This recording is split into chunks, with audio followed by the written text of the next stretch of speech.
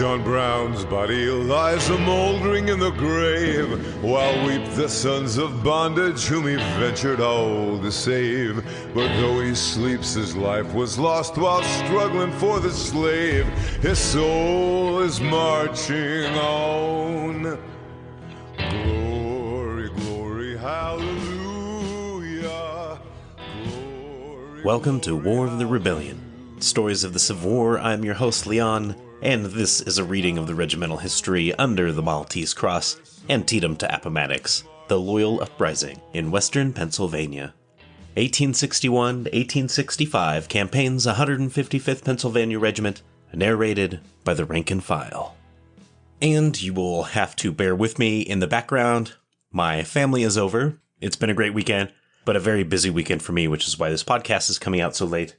And we are picking up right where we left off, The Rise and Fall of an Orderly by Private John T. Porter, Company H. In Company E of the 155th Pennsylvania Volunteers, there was a young private soldier who will be recognized as this sketch proceeds. On enlistment, he was lacking 2 months of 17 years. He was guileless, and so innocent that he frequently found himself in custody of the provost guards for some trifling breach of military rules. When the 155th Regiment was organized in Pittsburgh, the young warrior acquired a most exaggerated idea of its importance. To him, the 155th Pennsylvania Volunteers was the banner regiment of the whole army. He felt confident, as did many of his companions, that as soon as General Lee was informed of the departure of this body of fighters for the seat of war, he would either surrender his army at once or retreat hastily to the defense at Richmond. The great ovation which the 155th Regiment received on the march from Camp Howe to the Union Station on the memorable September 3rd, the day of its departure from Pittsburgh, the farewell gifts of flowers and tender kisses of sweethearts, the sandwiches, pies, cakes, etc., so lavishly bestowed upon the members of the regiment, were nothing more, this budding patriot thought, than the 155th had a right to expect. No other regiment had been, or deserved to be in his opinion, entitled to so great consideration. Much to the recruit's surprise, very little attention was paid to the regiment on the trip from Baltimore to Washington. He attributed this neglect to the ignorance of the inhabitants of that part of Maryland, and consoled himself with the belief that President Lincoln, with whom he was a boy, had shaken hands at the Monongahela House, Pittsburgh, when the president was en route to be inaugurated, would certainly meet the famous Pittsburgh regiment with the Marine band and the usual cavalry escort. The comrade thought that cordially greeting and welcoming new regiments arriving in Washington was the principal part of the official duty of President Lincoln, Secretary Stanton, and cabinet officers in the work of, quote, putting down the rebellion, unquote. In imagination, the comrade saw himself cordially grasping the hand of the president at the station, and earnestly assuring him that no further fears for the safety of the capital need be felt now that the intrepid 155th Regiment had arrived. Bitter, therefore, was the young soldier's disappointment on discovering that neither Lincoln, Stanton, nor anyone else, official or citizen, white or black, met the regiment on its arrival at the capital. However, concluding how sadly the president must be oppressed by the recent retreat of Pope's army to the very gates of Washington, a feeling of sympathy arose in the young soldier's heart, and he magnanimously forgave the president and his cabinet for their apparent neglect to welcome the heroic 155th. Soldiers' Retreat, Plain Diet. In marked contrast to the sumptuous feasts and toothsome delicacies of the home bills of fare, which the boys of this regiment had previously enjoyed, was the extremely shabby food served to the regiment at the Soldiers' Retreat, the morning of its arrival in Washington. The menu consisted of very black coffee, very hard hardtack, and very, very salt pork. Such fare was utterly unpalatable, and disappointing to the appetite of our hungry hero and his companions. No milk, sugar, butter, pepper, mustard, or other condiments accompanied this quick and dirty lunch. The first served by Uncle Sam to this gallant and hungry regiment. He suggested that an indignation meeting should be held at once to denounce the tender of such a meal to such a regiment of patriots. Private James P. O'Neill, also of Company E, left the soldiers' retreat with the hungry hero to procure food fit for human consumption. They soon found the Washington market in full operation, and they at once enjoyed a delicious breakfast of fruits in season, peaches, melons, and cantaloupes, together with coffee, with sugar and cream, pies, buns, also with knives and forks, with which to handle an excellent steak. The two boys, having gorged themselves, strolled out on the muddy, unpaved street called Pennsylvania Avenue to visit the White House in hopes of securing a personal interview with President Lincoln. They did not find the president, but soon made an unexpected acquaintance of an important individual for whom they were not looking: the United States Regulars. The provost guards of Washington were always scouting for just such straggling soldiers as the two boys whom they captured.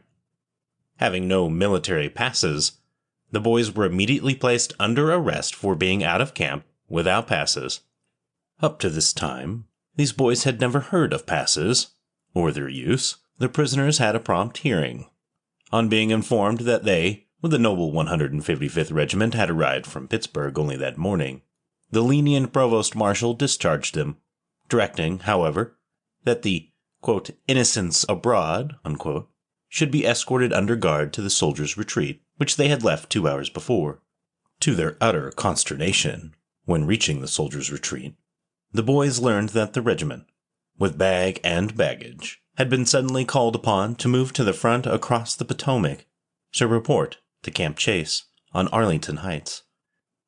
The two recruits, being total strangers and lost in Washington, in dismay begged the provost guard to stay with them. The latter, in pity, escorted the boys to Camp Chase, where, after a hot, thirsty, dirty, weary, and also hungry and toilsome tramp of several miles, they found their lost knapsacks, muskets, cartridge boxes, etc., all safe in the company tents. The regiment, which was assigned to Humphrey's division, then entered on a series of forced marches from Washington, through Maryland, on to Antietam, arriving there a day after the battle. Promoted to orderly.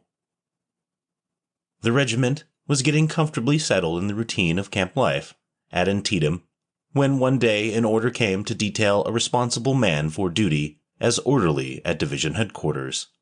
Adjutant Montooth of the regiment was as new and as fresh in his military knowledge and experiences as was any of the fresh recruits from whom he had to select for this important detail.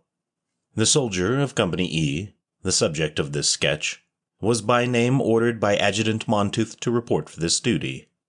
The young soldier first reported to the adjutant and inquired for information as to what were the duties of an orderly.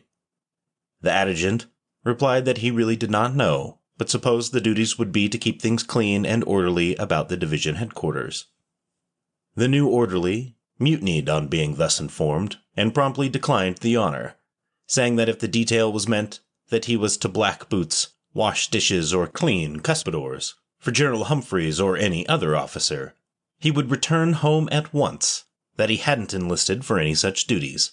Adjutant Montooth advised the young orderly to give the position a trial, assuring him that he would be under immediate supervision of the division general and other distinguished officers, and that his chances for promotion would, therefore, be excellent.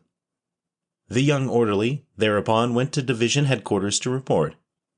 He entered the office of the adjutant general without saluting, and quite familiarly greeted that important officer with a pleasant "Good morning, sir," at the same time extending his hand to the official for a shake to show the friendly feeling he felt for Uncle Sam's officers.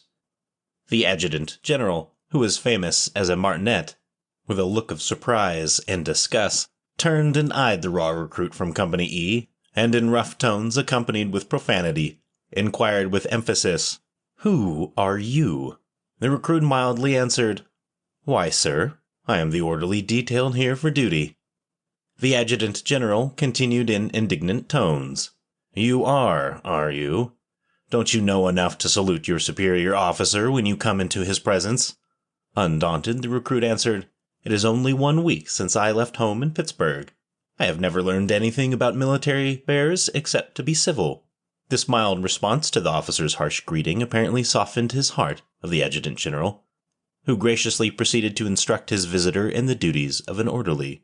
At the same time, he showed him how to assume the position of a soldier, and also the attitude on the call to "attention."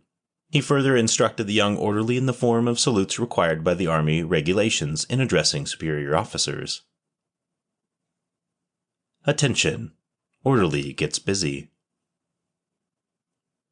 The adjutant general then directed his newly installed orderly to take a position about 2 yards outside the marquee tent occupied by division headquarters, there to await further orders.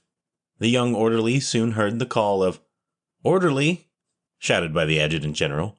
He responded promptly, not forgetting the proper salute. He was commanded by the adjutant general to go immediately to the camp of the 134th Pennsylvania Regiment and to deliver to Colonel M.S. Quay, the commanding officer, a message that the adjutant general of the division, quote, "sends his compliments," unquote, and requests that Colonel Quay report immediately at division headquarters. The new orderly, now duly impressed with the importance of this position, felt every confidence that he could easily perform duties so simple. On arriving at Colonel Quay's headquarters, the new orderly properly saluted Colonel Quay as he entered his tent, and delivered the message verbatim as instructed.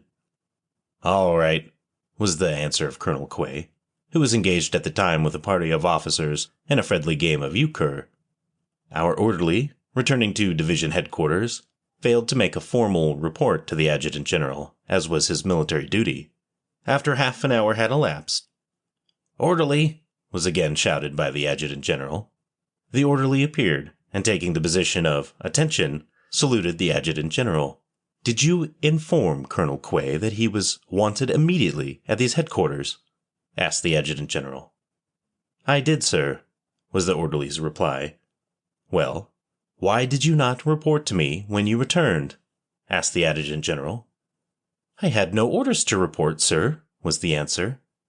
At this reply, the adjutant general was on the verge of a violent outburst of profanity, but allowing his eyes to travel over the young orderly from feet to head, he suddenly subsided, saying not a word. Language had evidently failed him. After taking a brief rest, the adjutant general soon called the orderly again. This time he instructed the orderly to go at once to Colonel Quay's headquarters and tell the colonel, using violent profanity, that if he doesn't report immediately at these headquarters, there will be hell to pay. The orderly promptly started off on this pleasant mission, but instead of delivering the message to Colonel Quay, in substance as the adjutant general supposed the orderly would do, the latter performed his duty literally as he thought right. The orderly addressed Colonel Quay with a proper military salute, and repeated to him, to the best of his memory, the profanity and message verbatim, concluding as follows: "Colonel Quay, the adjutant general, says that if you don't report at division headquarters immediately, there will be hell to pay." This vehement message from a captain to Colonel Quay, his superior in rank, had the desired effect. Colonel Quay at once ordered his horse to be saddled and bridled. The orderly promptly returned to his post for report to division headquarters, not forgetting on this occasion to report compliance with orders. He then resumed his position, blissfully unconscious of having done anything not in strict accordance with military regulations. Colonel Quay soon arrived at division headquarters, and had a stormy interview with the adjutant general over the delivery of the orderly's message. After the departure of Colonel Quay, the adjutant general called the orderly to his tent, and with eyes and manner expressing the utmost disgust and indignation, asked the orderly to what regiment he belonged. On being informed, the officer said, quote, "Orderly, you are relieved from duty at these headquarters. Go back to your regiment," he added, "and to tell your officers that if there are any more blankety-blank fools there, to keep them in the regiment, and not send them out of camp to make shows of themselves." And thus prematurely terminated the promising career and the fond hopes of promotion of an orderly, detailed for duty at headquarters of Humphreys Division, 5th Corps, Army of the Potomac. The youthful orderly succeeded in soon after securing an important detail as guard over horse stockade, with results described in the following article. Quay's Quandary, by Private John T. Porter, Company H. The discomfiture felt by Captain J.B. Sackett, commanding Company E, that one of his most promising recruits should be returned in disgrace for incompetency as orderly at division headquarters was shared by the entire company, if not indeed by the entire regiment. Soon after the young orderly's experience at division headquarters, a call from Company E for a detail of one man to serve as guard over the stockade at division headquarters was received. Out of sympathy for the late orderly's disappointment and treatment by the adjutant general of the division, it was deemed but proper to give the young soldier another chance to redeem himself by having him report for the supposed much simpler duties of standing guard over the gate of the horse and mule corral at division headquarters. The young man accordingly so reported, and went on duty. New trial granted an orderly. Neither Colonel Allen, Captain Sackett, Adjutant Montooth, nor the corporal of the guard in charge gave the recruit thus assigned a particle of instruction as to his duty, even if they were informed of what the duties were. It can be said with truth, however, that if there were any duty, this youth, but 10 weeks out of his citizen's clothes, did not know. It was that of doing guard service at the gate of a horse and mule stockade. No countersign to get in or to get out, or around the stockade was communicated to the new cattle guard, as he entered on what subsequently proved to him to be his most important and serious duties. The absence of instructions to the inexperienced guard from Company E led to a highly interesting experience, the very first relief, on which it fell to his lot to stand guard, going on duty as early as 5 a.m. The morning being quite foggy, the whole army had broken camp, General McClellan having ordered a move. Colonel M.S. Quay, commanding the 134th Pennsylvania Regiment, discovered that someone had stolen his fine steed from its stables the night before. Great was the colonel's excitement over the loss of his private charger. Intensely anxious, Colonel Quay was then offering a, quote, kingdom for a horse, unquote, as of course he did not desire to be left behind on the first forward movement. He directed his orderly at once to make diligent search about the camp and vicinity, and especially to search for the valuable horse in the government stockade, now guarded by the late heroic orderly of Company E, where it might have been impounded. Quay's orderly was innocently permitted by this vigilant guard to search the horse pen, and an animal was soon discovered, which the orderly of Colonel Quay thought his commanding officer could ride with great dignity. He asked the guard's permission to deliver this horse to Colonel Quay, which request was promptly granted, and Quay was enabled to resume the forward march. Later in the day, Colonel Quay had gotten over several miles on horseback when the inquisitive division quartermaster, who was in search of missing United States government horses, discovered that the fine animal which Quay was riding was branded with the letters U.S., of very large size, indicating government ownership. Several other volunteer officers had purchased, or in some mysterious way, had secured government animals a short time before.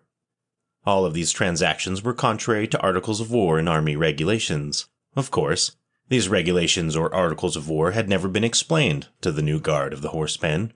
He, however, had taken a receipt from Colonel Quay's orderly stipulating that the noble steed was to be returned to the stockade at any time the government needed the same more than Quay did. Hunt for missing horse and missing orderly. General Humphreys, the division commander, was quite a martinet in discipline. The sword of Colonel Quay and several other officers on complaint of the division quartermaster for having government horses in their possession were taken from them pending preparations for court-martial proceedings. The innocent guard of Company E, on duty at the stockade when the horse was taken, had returned to his company, not having deemed it necessary to report anything about the Quay horse transaction.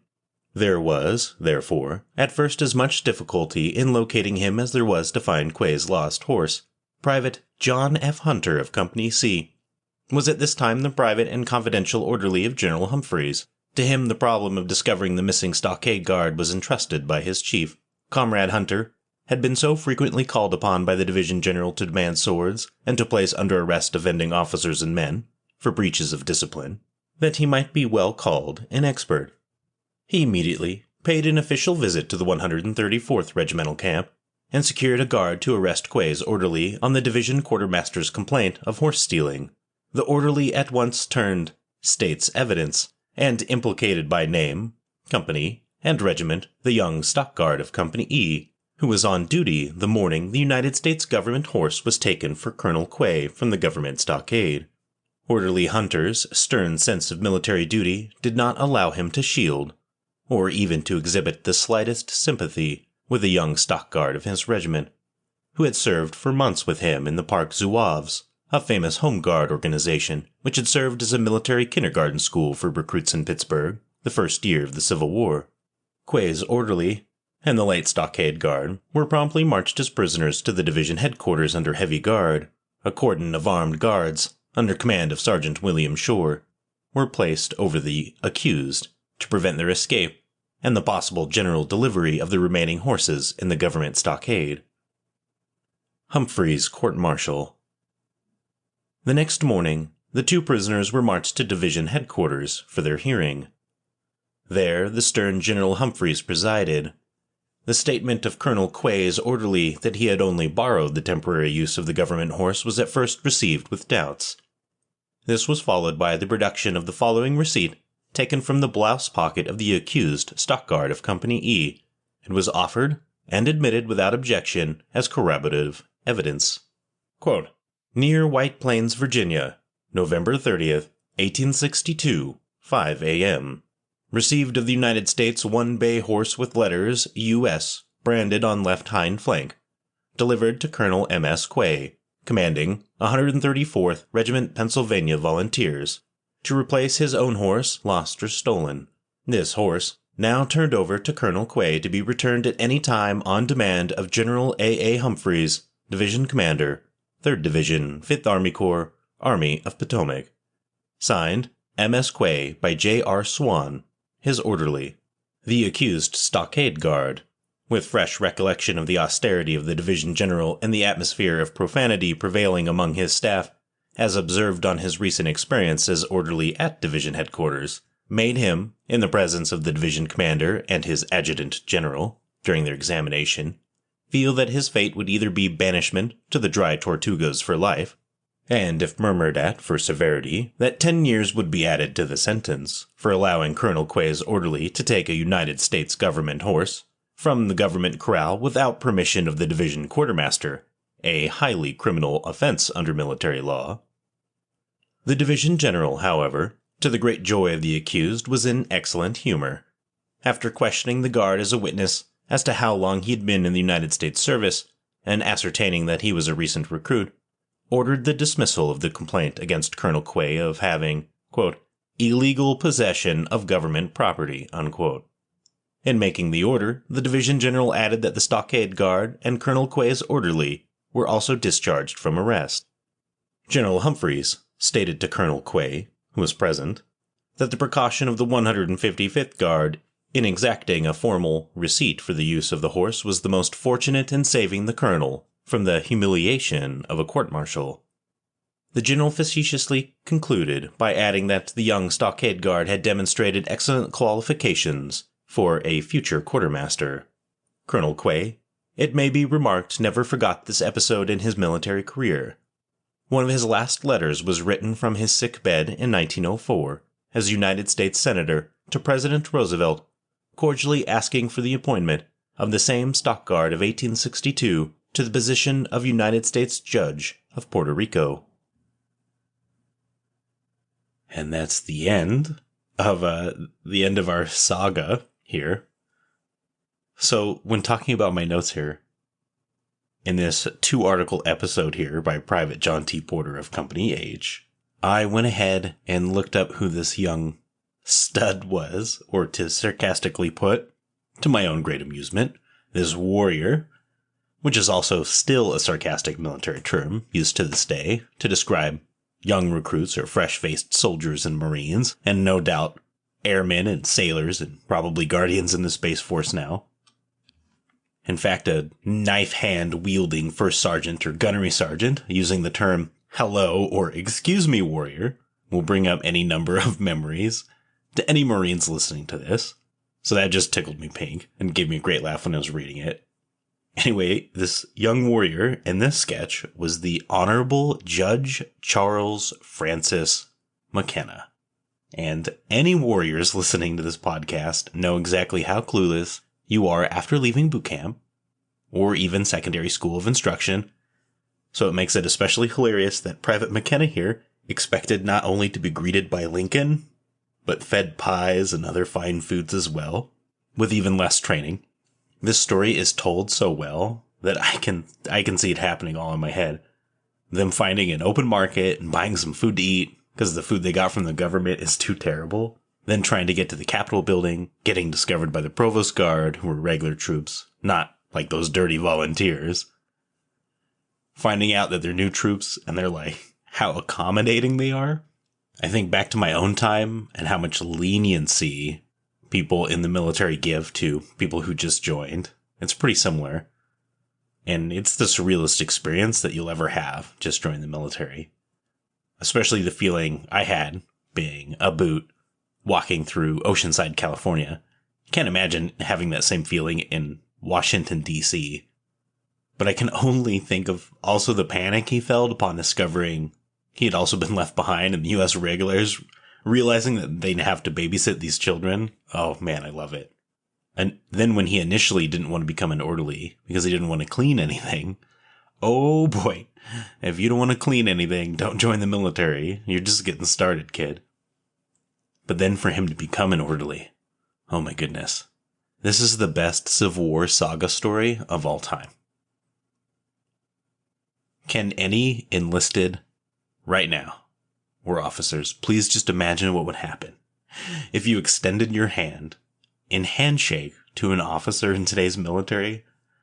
I can only imagine how this adjutant general felt and this scourge of a soldier that was about to descend on Humphrey's division. I would like to make a small note that when I was detailed to headquarters and did similar duties as an orderly, I used tact. So when a senior enlisted or an officer used a lot of profanity in giving out a request or an order, which, by the way, I love that he did not use any tact. He just verbatim gave exactly the order. I'm just so glad he did it for his sake and not me, because it makes a great story. But I always use tact. And then, in a continuation of the best story of all time, they sent him back to division headquarters for round 2. And instead of ending up in front of a captain or a colonel, he ends up in front of the division general. Oh, I love it. And this also gives us a little insight into what a division general has to deal with every day.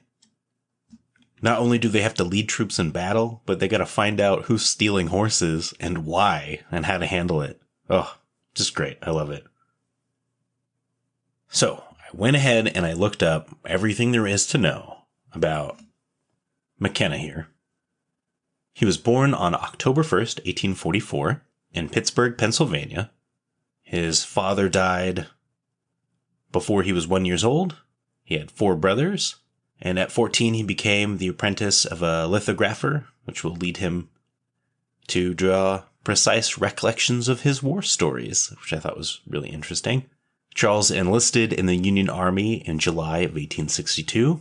At the age of 18, he joined Company E, 155th Regiment, Pennsylvania Volunteers. After less than a month of training, he started to participate in the Civil War battles of Antietam, Fredericksburg, Chancellorsville, Gettysburg, Cold Harbor, Petersburg, and Appomattox. During long periods of inactivity, usually in winter camp, he studied under Sergeant George P. Fulton, who subsequently became principal of Highland Schools in Pennsylvania. In 1865, after the war, Charles was admitted to the bar and practiced for several years. After he was judge of the Supreme Court of Pennsylvania, quite a jump in years there, huh? Charles F. McKenna was a judge of the United States District Court for the District of Puerto Rico from 1904 to 1906. He was appointed to that office by President Theodore Roosevelt. His first move was to set up an Elks Lodge. Unfortunately, he couldn't bear the weather and returned to Pittsburgh 2.5 years later. Afterwards, he practiced law with his nephews and later became one of the first judges of the County Court of Allegheny County. And he was active in Veterans Affairs and edited a volume of the Civil entitled Under the Maltese Cross. And he presided the Gettysburg Battlefield Commission. And he died on December 3rd, 1922 in Pittsburgh. So I went and found his obituary. He died December 3rd, 1922. Judge Charles F. McKenna, one of the judges of the courts of Allegheny County and a member of Pennsylvania Gettysburg Battlefield Commission, died at his home in Pittsburgh on Sunday morning with heart disease. Judge McKenna was appointed to the commission, having charge of the erection of the Pennsylvania Memorial on this field, and after the death of General Huidekoper, Judge McKenna became chairman of the commission and had been a frequent visitor here of late, especially during the repairs made to the memorial last year. He was a veteran of the Civil War, serving with the 155th Pennsylvania Volunteers, and took part in a number of battles and engagements, and was at Appomattox at the surrender. He was native of Pittsburgh, and returned there after the war, and was a prominent attorney in that city for many years. In 1904, President Roosevelt appointed him a judge of the United States District Court of Puerto Rico, and he served for 3 years, resigning in 1907 because the climate affected his health. He was appointed a judge of the Allegheny County Courts in 1911 by Governor Tenner, and elected to the position the same year, and re-elected unopposed for another 10-year term in 1921. He enjoyed the highest respect of all who knew him. He leaves a widow, Mrs. Virginia White McKenna of Allegheny, whom he married in 1874. And this is from the Gettysburg Compiler newspaper, Gettysburg, Adams County, Pennsylvania, Saturday, December 9th, 1922. Just being able to find all this information, I thought it was really cool just to read it all about this guy's entire life saga here. I mean, we skip a huge chunk of it, obviously, but I thought it was really cool. I hope you guys found it interesting too. But the beginning of his army career is the best I have ever read. Ever. All right, my friends. With that, I'm going to take off.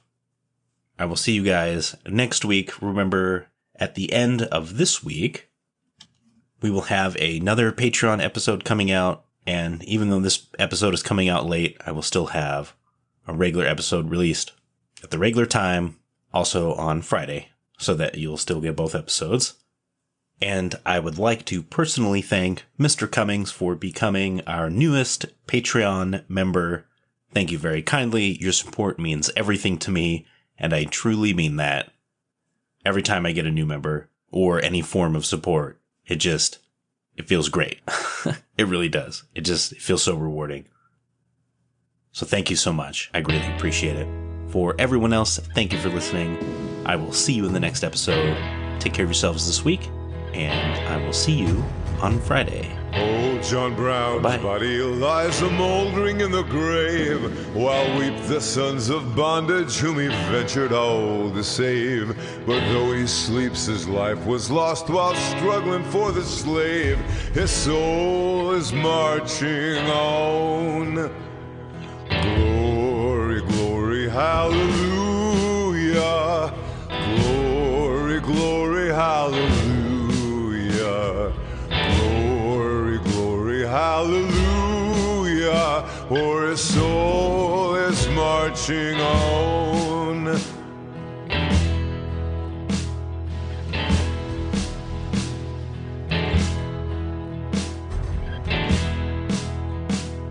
John Brown was a hero, undaunted, true and brave, and Kansas knew his valor when he fought her rights to save. And now, though the grass grows green above his grave, his soul is marching on. Glory, glory, hallelujah. Glory, glory, hallelujah.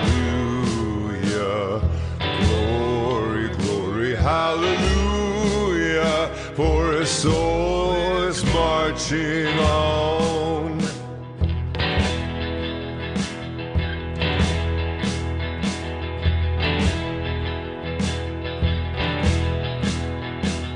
He captured Harper's Ferry with his 19 men so few, and frightened old Virginia till she trembled through and through. They hung him for a traitor, themselves a traitorous crew, but his soul is marching on. Glory, glory, hallelujah. Glory, glory, hallelujah. Hallelujah, for his soul is marching on.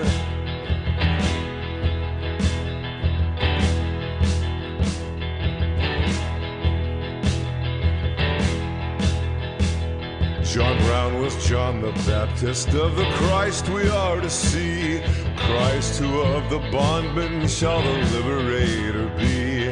And soon throughout the sunny South the slaves shall all be free, for his soul is marching on. Glory, glory, hallelujah. Glory, glory, hallelujah. Glory, glory, hallelujah. For his soul is marching on.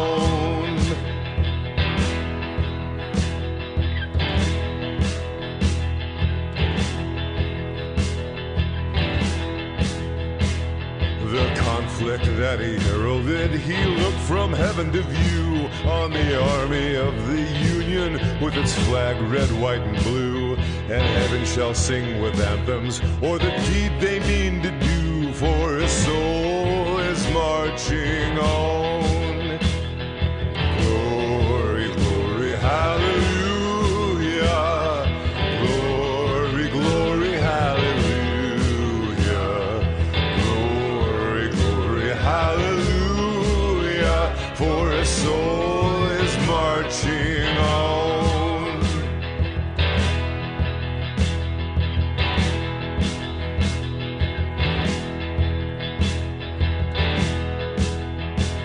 Ye soldiers of freedom, then strike while strike ye may, the death blow of oppression in a better time and way. The dawn of old John Brown has brightened into day, and his soul is marching on.